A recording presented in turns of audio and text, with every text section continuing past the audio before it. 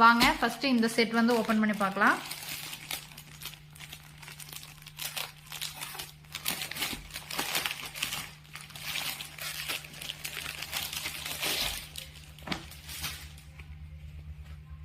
Cotton சூப்பரா கொடுத்துருக்காங்க. எடுக்கும்போதே அந்த காட்டனை என்னால வந்து ஃபீல் பண்ண முடியுது.